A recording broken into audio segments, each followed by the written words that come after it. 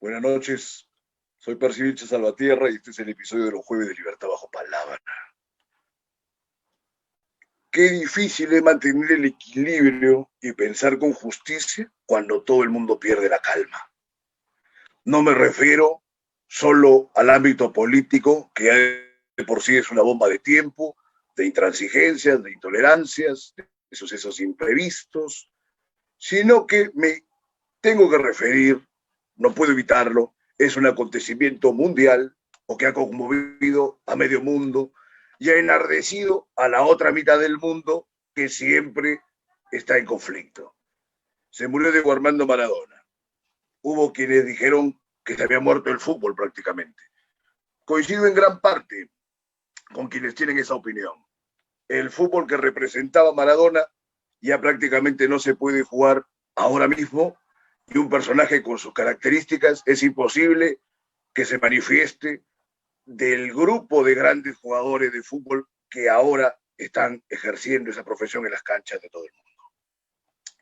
Pues bien, Maradona ha muerto y Argentina y Nápoles por lo menos están absolutamente inundados en llanto. Pero, independientemente de todos los homenajes que se le pueden rendir, me llama la atención el hecho de que los detractores se empecinan en señalar solamente los aspectos negativos del personaje. ¿Por qué me llama la atención? Como una muestra de análisis sociológico y hasta político. Porque, ¿qué es lo que te representaba Maradona? Un personaje venido de la nada y que de la nada se encumbró por propia cuenta hasta prácticamente la cima del mundo durante un momento determinado. Eso es algo que no se le perdona para nada. Ahora, hay gente que se mete hasta con el tema de la adicción, siendo que la adicción es una tragedia, siendo que la adicción en nada puede favorecer el rendimiento deportivo de un jugador, porque no estamos hablando de una adicción que se dio a los esteroides o cosas así. La adicción a la cocaína es una de las mayores tragedias de los tiempos modernos, y es algo que de ninguna manera puede aportar a un deportista a que rinda mucho más. Al contrario, te resta. Pero eso no parece entenderlo bien la gente, ¿no? Entonces, en medio de todas estas conflagraciones, yo había escrito varios textos el día de ayer. Un homenaje, una defensa, siempre tratando de captar al hombre en su totalidad. ¿Qué es lo que advierto en la mayoría de los artículos y posts a favor y en contra? La parcialización. La dificultad que tenemos o que tienen en general, yo creo verme libre de esa limitación, de encauzar los ojos solamente en lo que nos conviene respecto de este personaje, como que también se repite ese tipo de conductas cuando uno afronta el tema político. Entonces, ves solamente lo que te conviene o lo que tienes tras el antifaz de tus ideologías y te pierdes de muchos detalles que si te vieras libre de esos cerrojos, de esas rejas o cárceles que son las ideologías, podrías captar con mucho mayor cuidado y mayor criterio y tener genuinamente una imagen cabal de lo que estás estudiando, de lo que estás experimentando inclusive. Entonces, se murió Maradona, era una leyenda, un monstruo, todo lo que lo vimos jugar, creo que el mayor de los poetas o el mejor de los escritores se va a ver reducido ante la impresión que causaba ese hombre en una cancha de juego. Porque sucede con él lo que sucede con las grandes muestras de arte, que se vuelven inaprensibles. Puedes tratar de bosquejar las impresiones que te ha producido, pero no puede reflejar exactamente qué cosa es lo que te estaba mostrando. O sea, es algo que transgrede el deporte y es algo que se vuelve materia de un estudio artístico. Es belleza, es otra cosa.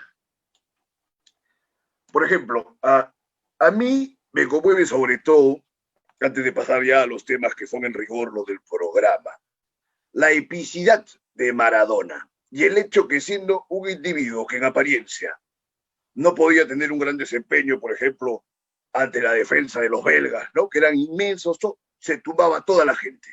y se iba para adelante con todo lo que se le ponía enfrente. No le tenía miedo a nada en una cancha de fútbol. Cuando lo abuchean en el Mundial del 90, porque habían eliminado a Italia en las semifinales, dio una gran muestra de entereza, ¿no? No se dejó amilanar y confrontó a todo un hinchada. Imagínense lo que es estar contra todo un hinchada que te odia. El hombre se sobrepuso a él. Ese tío era un hombre heroico. Y el otro aspecto final, aparte ya de sus jornadas en el 86, en el año 93 para el 94, cuando Colombia le causa una de las más grandes humillaciones que ha sufrido la Argentina en toda la historia de lo que corresponde al ejercicio del fútbol en ese país. 5-0 en el Monumental de River.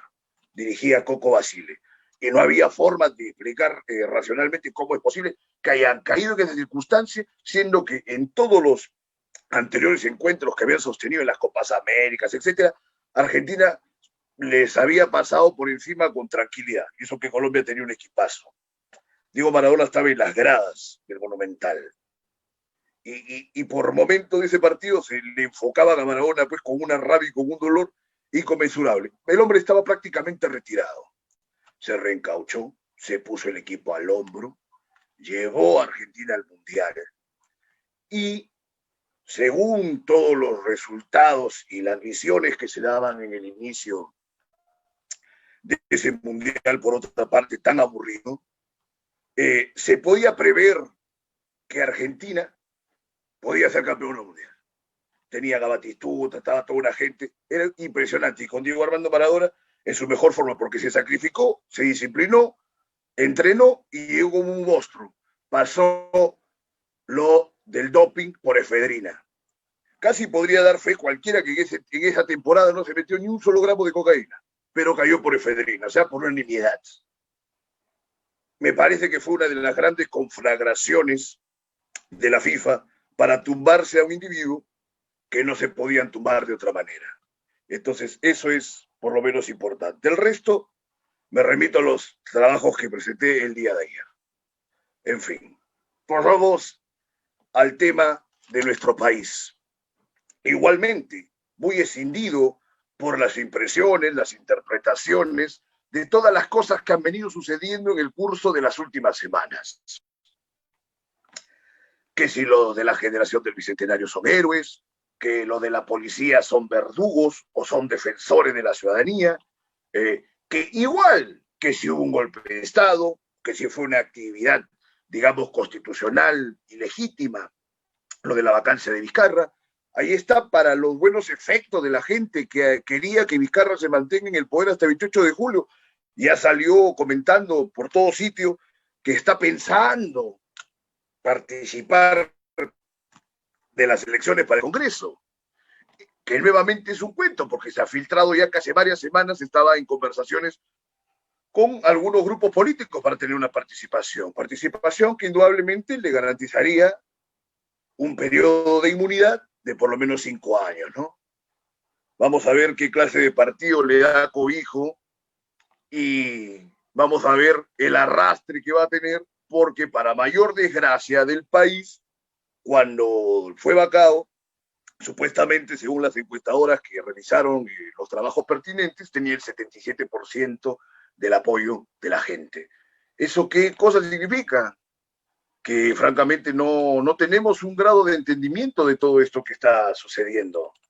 Y como decía, ahora con la policía y ahora con Sagasti, a mí me preocupa efectivamente qué cosa es lo que está haciendo Sagasti con el país. Primero, arranca Sagasti, muy bien, recitó un poema, etc. La gente se aloca por esa nimiedad. Y la primera, me gusta la buena poesía, pero tampoco es para estar en ese cuento, ¿no? Entonces decía, arranca con la nimiedad de la poética y luego vamos a ver cuál es la política económica para salir del atolladero en el que de alguna manera nos ha llevado Vizcarra. Eso no lo pierdan en ningún momento del análisis, de la perspectiva. Un endeudamiento con los famosos bonos del Estado por 4.000 millones de dólares para pagar en 100 años. Este es un tema preocupante que deberían, por ejemplo, hacerle preguntas a todos los que potencialmente quieren ser candidatos a algún cargo, ¿no? A los congresistas, a los presidentes, ni hablar, finanzas públicas. Los bonos tienen periodos mucho más cortos en general para que puedan ser subsanados. Entonces, ¿qué cosa es un bono? Es un modo de financiamiento, pero es indudablemente una forma de endeudamiento. Y así está, digamos, dispuesto dentro del ordenamiento estatal, ¿no? Que hay un sistema nacional de endeudamiento público y todo lo demás. Bonos por 100 años. Los que son optimistas dicen que los intereses que se van a retribuir son mínimos. Hacen sus escalas y todo lo demás. Pero yo digo, si supuestamente el país ha crecido sostenidamente durante 20 años ininterrumpidos, ¿cómo es posible que se esté pidiendo un endeudamiento y que acaso no hay ninguna reserva? O como para que lo puedan entender de una manera más llana, ¿es que acaso el país no tiene ninguna clase de ahorros? O sea, en 20 años de crecimiento económico sostenido, ¿a dónde se ha ido todo ese dinero? ¿O para qué nos ha servido? Muy preocupante el hecho de que se disponga así nada más de un endeudamiento tan prolongado. Porque además recuerden o comparemos el Perú de 1920 con el Perú de la actualidad. En 100 años pasan hecatombes enteras y aquí nada más los últimos 3, 4 años ha pasado suficientes sucesos contundentes, primordiales, hasta trágicos, que pueden habilitar la escritura de miles de páginas. Entonces, imaginemos en 100 años, con este endeudamiento ya contraído, ¿cuántos otros endeudamientos podría haber o a dónde podemos llegar a parar? Es algo particularmente que me preocupa y vamos a tratar de concertar alguna reunión con algún economista para poder ahondar en esto en el curso de los programas sucesivos, pero es algo que vale apuntar. Luego, vamos al tema de la policía. Muy bien, acá hay un fenómeno que no es típicamente peruano, como estaba comentando en relación a Maradona, que quisiera seguir hablando toda la hora, pero tenemos responsabilidades que cumplir y tenemos que afrontar la realidad nacional. Entonces, hay un modo de parcialización que es verdaderamente el infierno. Porque, o sea, acá estás al 100% con un bando o al 100% con otro bando. O sea, no se permite el ejercicio prácticamente de la inteligencia, que es la búsqueda del equilibrio. Y es más, o sea, digamos, una clasificación básica, por ejemplo, de lo que tiene que ver con la inteligencia o con la filosofía misma es la posibilidad de dudar, la duda, y problematizar respecto de la duda. Entonces, ¿qué ha sucedido en el curso de las marchas? Primero se decía de que estaban en contra de Merino y que hubo un golpe de Estado, que es una completa falsedad. Había diversidad de posicionamientos dentro de la masa marchante.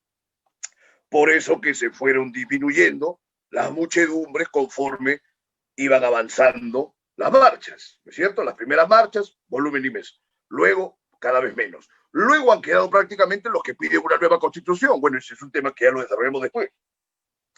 Entonces iba a la cuestión de la parcialización. Hay la circunstancia de que la policía actúa generalmente como si fueran verdugos de la sociedad. Pero cabe hacer la pregunta, ¿y qué se hace con la gente que se va contra la policía? Por ejemplo, con lo que ha sucedido en El Salvador. O sea que si la gente quiere meterse y tumbarlo a la policía, o matarlo a la policía, o quemar el Congreso u otros edificios públicos o privados, para que no sean verdugos hay que dejarlo ser. Solamente que quede esa pregunta en el aire. Vamos a pasar a otro bloque de este programa. Nos va a acompañar Manuel Escorzajol para ahondar en alguno de estos detalles. Adelante.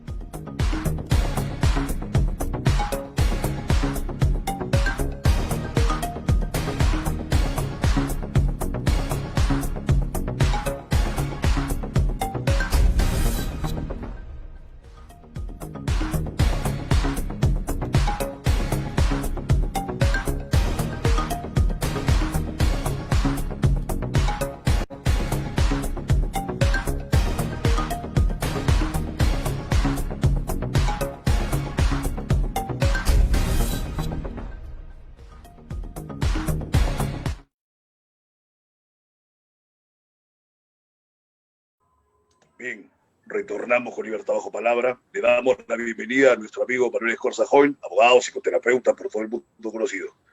¿Qué tal, Manuel? Bienvenido. Muy buenas noches, Percy. Gracias por tomar la invitación a este programa. Desde aquí, un saludo a toda la teleaudiencia. Aprovechando tu experiencia como analista, como psicoterapeuta, la diversidad de condiciones que tienes, a mí me asombra, me preocupa, me intriga, y no le hay una solución, a la convulsión que se da en nuestras sociedades respecto de prácticamente cada tema que tiene alguna relevancia.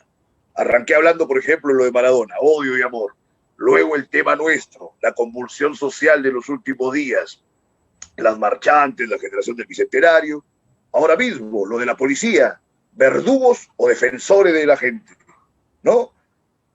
¿Qué interpretas? ¿Cómo ves toda esta circunstancia media caótica, Manuel? Bueno, yo creo que aquí, Percy, hay varias lecturas. Empiezo por la primera. Constituye una incompletud ver lo que estamos viendo simplemente desde la calle. El Perú hace ya varios años que vive violencia institucional y muy severa. Lo hemos visto en el anterior Congreso de la República. Hemos visto cómo se trataba a los ministros. Hemos visto cómo se desoía a la población. Hemos visto cómo conciliaban y conjugaban un flujo de intereses ajenos a la voluntad popular. Te voy a dar un único ejemplo. El Perú se pasó meses de ida y vuelta jugando ping-pong desde el Congreso para ver si las cajetas de cartón que traen alimentos decían o no decían algo tan elemental como es información sobre si tenían grasas saturadas o si tenían azúcar o no tenían azúcar. ¿Por qué? Porque habían intereses lesivos para la sociedad, pero importantes para ellos desde un punto de vista económico, que generaban lobby, y veíamos cómo habían congresistas que servían a esos intereses y trataban casi desesperadamente de tumbarse la ley. Te doy otro ejemplo, la violencia que vive la sociedad al ver el lobby institucional para que la reforma universitaria no prospere. ¿Qué cosa pide la reforma universitaria? La reforma universitaria pide, primero, que haya una educación de calidad, pero segundo, una cosa elemental, que haya papel higiénico en los baños, que haya agua, que no hayan segundos pisos de mentira, que haya una cafetería, que haya un pequeño campus para que los estudiantes se puedan recrear. O sea, es una reforma universitaria que en realidad no debería llamarse reforma universitaria, sino proceso de nivelación a estándares nacionales e internacionales de centros de docencia como las universidades. Entonces yo pregunto, si eso no es violencia, entonces ¿qué es? Ese es punto uno. Punto dos, el país está al borde del desborde, valga la redundancia. Está muy cerca al desborde, pero es un desborde que es una mezcla de impotencia, pasividad e indignación. Hace 20 años o más, la gente hubiese salido a la calle de otra manera. Y hace 30 años, bueno, no quiero ni rememorar lo que hubiese pasado. De manera que yo creo más bien que el pueblo peruano está bastante tranquilo. No está tan movido como se dice. Los chicos jóvenes, nuestros hijos, nuestros sobrinos, han salido a la calle como nosotros hubiésemos salido a su edad ante los acontecimientos que ocurrían en el Perú. Movilización social hubo en el Perú por la paz cuando vino el Papa. Y yo estuve ahí. 1 millón de personas orando por la paz, movilizadas socialmente. Entonces, no hay que tenerle miedo a la calle. Cuando la calle, en realidad, por un lado, expresa un derecho constitucional y segundo, una protesta que en el caso último era legítimo. Obviamente en todos lados, en un microbús, en una empresa, seguramente también en una iglesia, en un partido político, hasta en un canal de televisión, hay gente que puede generar perturbación a través de conductas puntuales y personales. ¿no? Pero, por ejemplo, yo tengo 3 sobrinas muy lindas, han ido a la calle, han protestado, y no es verdad que las ha digitado el gobierno, y no es verdad que les han pagado. Todo lo contrario, se comunicaron conmigo para decirme, tío, ¿de qué manera podemos estar protegidas? Entonces yo le dije, activa tu GPS, pon este programa, pam, pam, pam. Gente que fue con cautela, con indignación, con inteligencia, con ganas de tener un país mejor.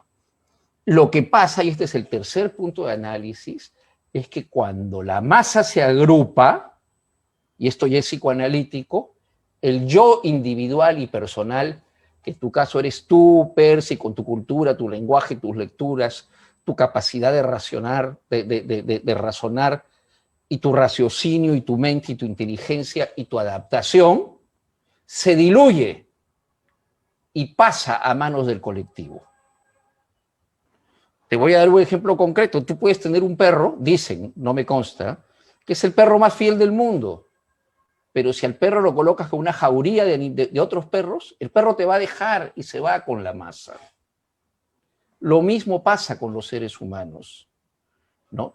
Entonces, se pueden generar episodios violentos, pero en líneas generales, yo creo que más bien, paradójicamente lo que se está diciendo, el Perú está tranquilo. Tan tranquilo que cuando tuvimos personajes como Burga, nadie salió a la calle. Te escucho, Percy. ¿Te parece que cuando estuvo Burga aquí, Marvin?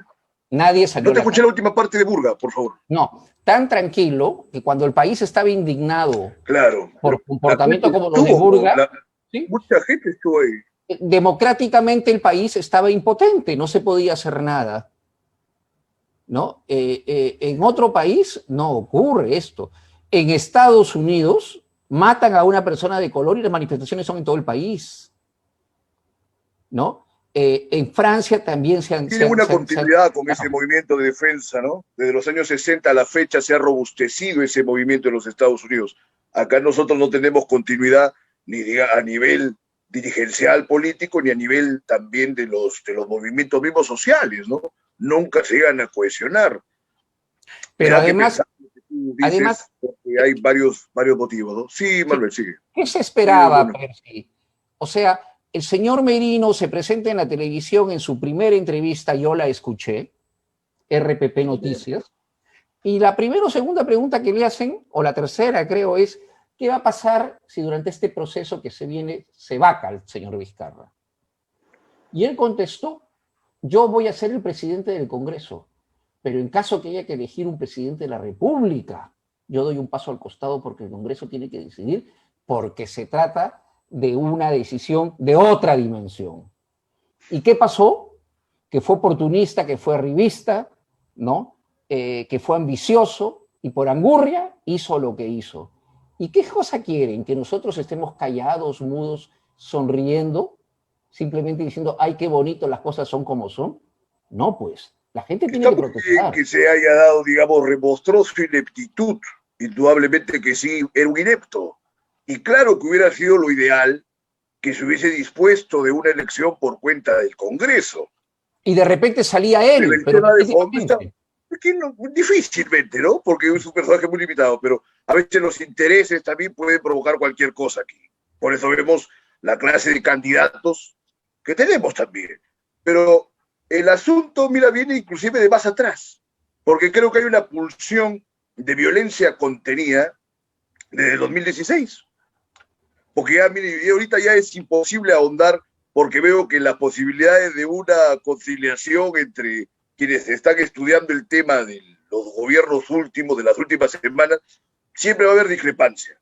Porque, por ejemplo, yo soy de la idea que la vacancia ha sido un acto constitucional, que fue perfectamente vacado Vizcarra, y me he puesto en mis artículos, acá en el programa.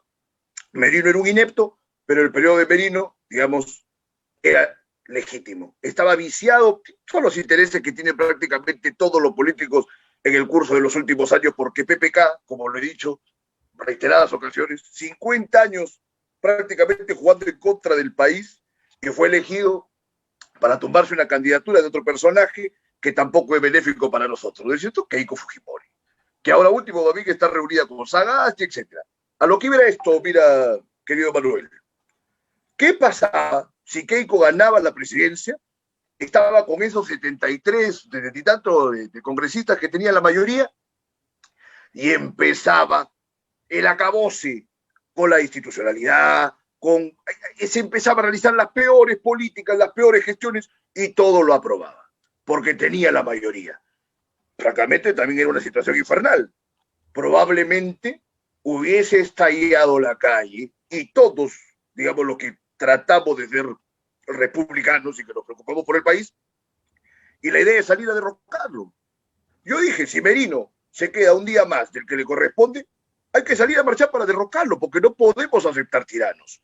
Del mismo modo, no debemos aceptar personajes corruptos, controvertidos, pero es otro tema. Yo digo, la violencia sigue estando latente ahí, y ahora más o menos se ha calmado, pero mira, Manuel, no podemos obviar de que haya gente violentista y radical entrometida por todo sitio. Ahora, tampoco podemos negar que la policía haya gente que tiene también momentos de desadaptación total, son abusivos. Casi toda la historia de estas instituciones han sido instituciones represivas y violentas contra la gente. Pero bueno, vamos avanzando sobre el tema. Sagasti se ha reunido con Keiko. Me preocupaba en el primer bloque el hecho de cuáles son las políticas que piensa implementar. Veo el tema del endeudamiento a través de los bonos, que en apariencia es una situación que puede favorecernos, pero no sé. Ahora, el tema de la policía, Manuel.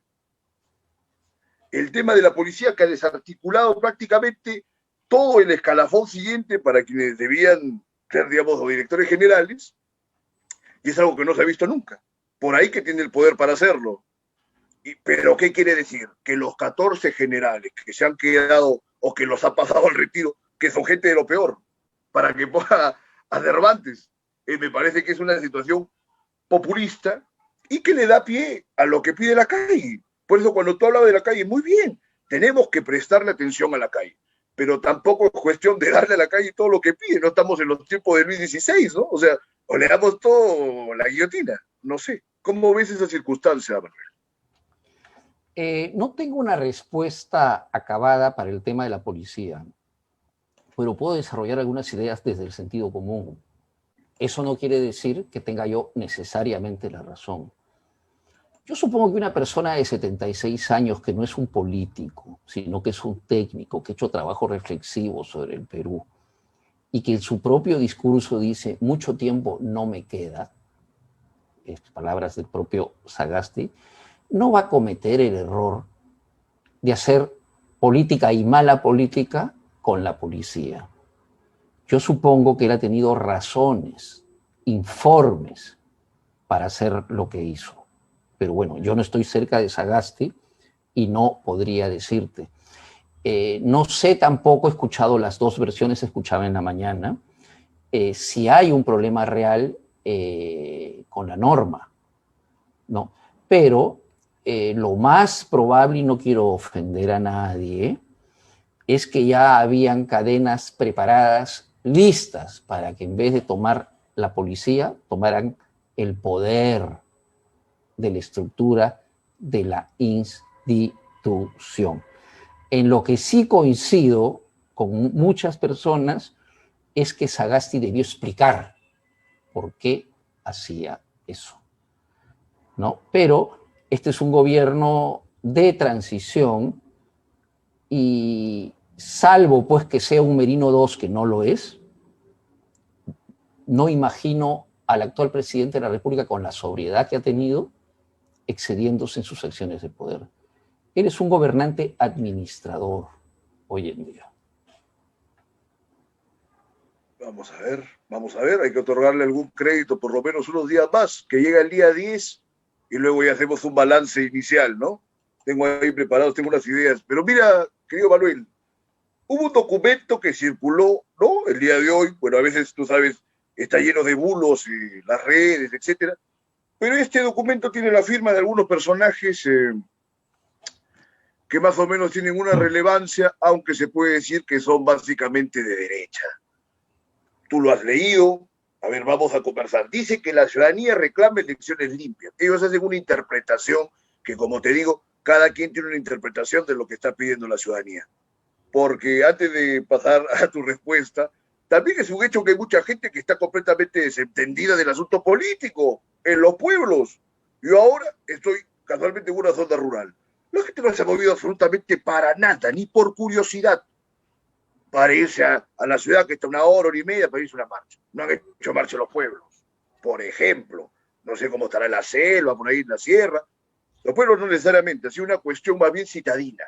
Citadina y bueno, más titoquera e instagramera que otra cosa. Pero eso ya viene para después. Veamos este tema de estos reclamos que hace esta gente, Manuel. Bien. ¿Cómo los consideras?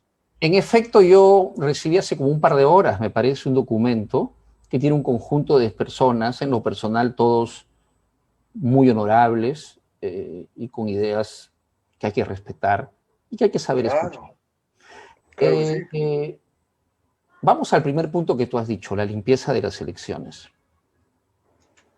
Parte de la crisis que vivimos hoy fue por la pataleta de la señora Keiko Fujimori, que además intentó instrumentalizar, de acuerdo a sus intereses, los votos del Congreso y de su mayoría, para que a través de elecciones diversas fueran colocadas diferentes personas en la administración pública.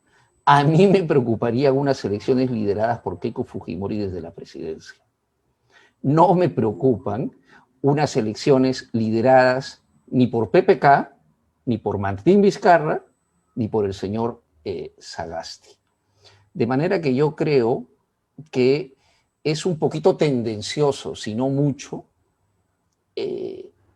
generar el rumor de que las próximas elecciones van a ir con fraude. Yo personalmente no lo creo. Además van a venir organismos internacionales y las condiciones están muy propicias para que hayan reflectores. Segundo, ese documento pide, Jorge, no pide, sino que muestra su preocupación por el hecho de que el señor Sagasti, siendo presidente de la República, pueda ser candidato a la vicepresidencia. Y ahí hay un error, en mi opinión, y lo voy a expresar a través de un dicho. El ladrón cree que todos son de su condición. ¿Ya? Yo estoy absolutamente seguro, Percy, que si tú fueras presidente de la República y alguien de tu partido postula, tú no intervienes. Yo tampoco intervendría. Es lo que corresponde. Y Jorge Ceballos, que está aquí en producción, seguramente tampoco intervendría. Entonces, esa idea de que el presidente de la República, porque postula a alguien de su partido, va a manipular, tiene cierto asidero, pero no completo. Quizá el señor Alan García manipuló cuando el doctor Jorge del Castillo, que es una persona que yo respeto, salió elegido alcalde de Lima. En esas elecciones, durante todo el día, cada media hora, los canales de televisión pasaban una propaganda por el tren rápido. Tren rápido que después fue el tren eléctrico que se paralizó 20 años. Ahí quizá sí hubo manipulación. Pero tenemos que acostumbrarnos a trabajar desde la presunción de buenos valores y no tiene nada de malo que un presidente de la República... de la buena fe es bien difícil de aceptarse en circunstancias como las nuestras. Pero de todas maneras, déjame expresarlo, no tiene nada de malo que uno siendo presidente dirija una elección en la que participa su partido. Porque no... Eso va como candidato a la vicepresidencia. Déjame terminar. Ese es el primer punto en general. El segundo punto es que él no está yendo a la presidencia. Él está por ir, no está yendo a la vicepresidencia. El tercer punto es que el señor Sagasti, a quien yo no estoy defendiendo por si acaso, ha pedido retirarse. ¿Ya? Así es. Lo que pasa es que lo han tenido que restituir porque hay un vacío legal. Pero ese vacío legal no es culpa ni del Partido Morado, ni del señor Sagasti, ni de Carolina Lizárraga. Ese vacío legal es culpa de muchas de las personas que han firmado esa carta, que habiendo manejado el poder y la opinión pública y su influencia política, no han sabido tomar las precauciones para que se dé esta situación insólita. Entonces, ojo, primero no hacen nada cuando están en el gobierno, en líneas generales, ¿no? Estoy hablando, o cuando tienen llegada al gobierno, o cuando tienen manejo público para mover la opinión pública, y cuando las cosas salen de esta manera, acuden a la opinión pública. ¿Y por qué no acudieron a la voz de la opinión pública cuando ellos hubiesen podido regular esto hace muchos años? Lo propio ocurre con otros temas, Percy, como el tema de incapacidad moral. Claro que sí. Que nunca fue regulado, y hay otros artículos. Hay un artículo de la Constitución que dice que el presidente no puede ser acusado. Pero no se sabe qué cosa es una acusación ni ante quién. Eso va por el orden penal. No, pero algún día igual por ahí va a haber un problema interpretativo. Entonces yo le diría a estas personas que en vez de firmar ese documento, de hecho, por ahí no es tan se dediquen a trabajar por el Perú para generar escenarios más saludables. Y el tercer punto, que yo creo que es el objetivo de esa carta, es criticar una eventual participación del expresidente Vizcarra, me parece que con Somos Perú, porque dicen que es un partido que votó contra la vacancia, y dicen que eso es algo que no es ético, etc. Y yo pregunto, ¿cómo es posible que más de 130 o 140 intelectuales firmen una especulación? Yo no sé si el señor Vizcarra va a ir... Sí, pero no, yo no sé si el señor, yo que soy una persona informada, yo no sé. Yo pensé que ibas a sacar cara por la gente, porque cuando yo empecé con que era un grupo de derecha, tú dijiste, bueno, pero son todas personas respetables. Mira, claro que sí. Es que ahora, son individualmente... No, déjame terminar. Muchos puntos críticos, ¿no? Percy, déjame terminar, por favor. Sí. O sea, yo no sé si el señor Vizcarra postula con el señor Salaverry o postula por Somos Perú o por quien quiera. Pero lo que sí sé es que él encarna, más allá de los problemas que ha tenido en el pasado, la lucha contra la corrupción en muchos aspectos, el enfrentamiento a la dictadura parlamentaria que nos quiso poner el fujimorismo, la reforma judicial, ¿no? Y el atreverse a cerrar un Congreso cuando el país clamaba, y no por rabia, por fastidio, sino porque la situación era patética. Y cuando ¿pero lo estás defendiendo o no? Pareciera que sí lo estás defendiendo. No, yo estoy haciendo el análisis. Tratando de arguir que ha tenido algo positivo Vizcarra, me parece. Percy, yo estoy haciendo el análisis, nada más. ¿Ya? Y toda la gente que está enfrentada a eso, a la reforma universitaria, a la reforma política, a la eventualidad, que tampoco estoy de acuerdo, pero es una eventualidad de una nueva constitución, no quiere ahora que participe el señor Vizcarra. Entonces, esa carta tiene estos 4 elementos con los cuales yo personalmente... Hay un elemento más, hay el elemento del tema de la exclusión de Fuerza Popular. Sí, hay un tema que dice de que Fuerza Popular no puede ser sacada de estas elecciones por decisión de un juez. Ya, ok. Entonces, si Fuerza Popular no puede ser sacada, pese a ser una institución acusada de corrupción, entonces, ¿por qué otras personas no pueden participar en igualdad de condiciones? Pero precisamente ellos están quejándose de una actividad que los engloba a todos. Porque tú dices, Fuerza Popular tiene corrupción. Vizcarra, tremendos antecedentes y develaciones de ahora último. Yo prácticamente ya se me han agotado los dedos de escribir tanto acerca de esos temas y creo que en algún momento debes haber leído. Entonces es complicadísimo, por ejemplo, tratar de librar a Vizcarra de esas posibilidades. Pero te digo, la fricción que hay para entender el país. O sea, si Vizcarra va a representar la lucha contra la corrupción, yo lo he puesto, lo puedo repetir, acá estamos, en un escenario que se viene 2 bandos, 2 pandillas, y te van a asaltar. Entonces, uno dice, bueno, dejamos esta banda un rato, hasta mientras los procesan, y mientras se les haya la culpabilidad y la presunción de inocencia, bien complicado es. Es un embrollo bien grande. Percy, pero este texto sí es cuestionable, ¿no? Percy, déjame terminar. La señora Keiko Fujimori tiene juicios abiertos. ¿ya? Y va a ser candidata. El señor Acuña tiene procesos abiertos a nivel personal y a nivel familiar, ¿ya? Y va a ser candidato. Evidentemente esa situación no nos gusta a muchos de nosotros, Claro, pero es la realidad del país. Y para bien o para mal, guste o no guste, a mí en lo personal no me gusta, si una persona no está condenada, puede participar. Que esté bien o mal, que estemos de acuerdo o en desacuerdo, es distinto. Pero fíjate lo que dice la carta. La sí, carta la no carta es habla muy de este cuestionable, elemento. es No, no, imposible no. estarse de acuerdo con la carta. La carta se busca una excusa técnica, centra por la tangente y dice, porque este señor no ha renunciado. Mi O querido sea que Manuel, fíjate qué interesante, no es hablan un del embrollo argumento grande. de eventual Pasa todo el corrupción. tiempo. Pasó con la denegatoria fáctica de confianza, que es algo que no existe en ningún tratado de derecho constitucional y que fue avalado porque ese Congreso era la peste. Pongamos que era la peste, sí, pero era un procedimiento muy irregular.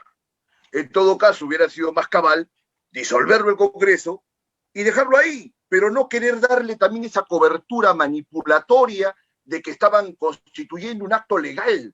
Eso no puede ser legal en ninguna parte del mundo.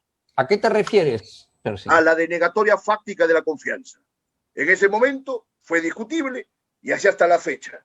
Porque igual, para la vacancia también se han dado algunas flexibilidades de conceptos. Mira, Manuel, eh, parece mentira. Es un placer conversar contigo, sobre todo ahora que estamos, digamos, en este momento polémico, pero justo me están avisando que hay un detalle en la radio que tenemos que pasar y cortar. Te invito para conversar en extenso en otro momento, como tú sabes que tienes las puertas abiertas siempre, no solo en el canal, sino también en la radio, ¿no? O sea, en el momento que sea conveniente, podemos Sí. organizarlo mejor.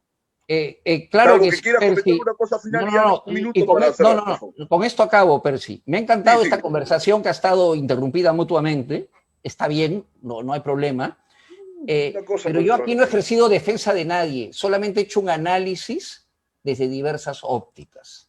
Si quieres, en otro programa podría decirte a quién defiendo. No, con mucho gusto, claro que sí. Yo ya no es imposible que defienda a ninguno. Ya dije lo que veo en este país, dos bandas en contra de la población y la población sin hallar sentido. Vamos a tratar de hallar algún sentido, Manuel. Te agradezco tu participación. Conversemos ya prontamente. Entonces, hasta el lunes, en Libertad Bajo Palabra.